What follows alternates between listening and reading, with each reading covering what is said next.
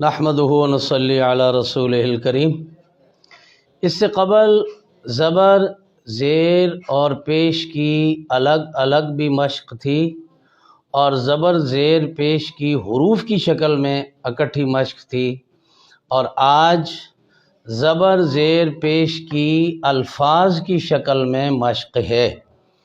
اب سب سے پہلے ہم سپیلنگ یعنی جوڑ نکالیں گے، ہجے نکالیں گے۔ ذال زبر ذا، ہا زبر ہا۔ اب ان دونوں کو اکٹھا کیا جائے، ذا ہا۔ با زبر با، ذهب۔ قاف پیش قو، تا زیر تی، قوتی۔ لام زبر لا، قوتیل۔ قاف زبر قا، دال زبر دا، قاد۔ را زبر را، قدر۔ فا پیش فو، عین زیر عی، فوعی۔ لام زبر لا، فوعیل۔ را زبر را، فا زبر فا، رفع۔ عین زبر ع، رفع۔ حمزہ زبر ا، ذال زیر ذی، اذی۔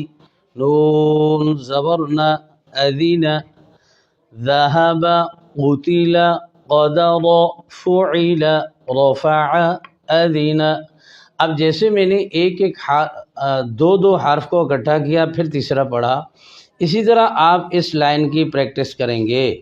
تو ابھی میں روان کی صورت میں پڑھتا ہوں پورا۔ جمع، کتب، کسب، ابلی، ظلم۔ اب آگے پھر جوڑ نکال دیتا ہوں۔ واو زبر وا، سین زبر سا، قاف زبر قا، وسق۔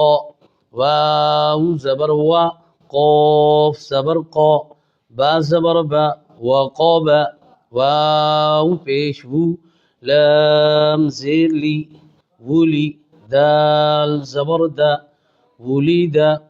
قاف پیش قو، را زیر ری، حمزہ زبر ا، قریء۔ خا پیش خو، لام زیر لی، قاف زبر قا، خلق۔ اب یہاں آپ اسی طرح ایک ایک حرف کو حرکت کے ساتھ پڑھتے جائیں، جوڑ نکال کے روان میں بناتا ہوں۔ ضرب، کرم، خشی، فوجد۔ جعل، عملک، نفخ۔ اب ایک ایک کلمے کو پڑھ کے وقف سیکھیں۔ ذهب، قتل، قدر، فعل، رفع، اذن، جمع، کتب، کسب، ابل، ظلم، وسق، وقب، ولد، قرئ، خلق، ضرب، کرم، خشی، فوجد، جعل، عملک، نفخ۔ یہ تعلیم کے طور پر میں نے بتایا ہے کہ ہر لفظ کے آخر پہ آپ اس کو ساکن کر کے وقف کریں تاکہ اس کی وقف کی صحیح پریکٹس ہو جائے۔ اکثر ناظرہ خان قرآن پاک جب پڑھتے ہیں جہاں وقف کرتے ہیں، وقف کی صورت میں غلطیاں ہوتی ہیں، تو اس صورت میں یہ بتایا گیا۔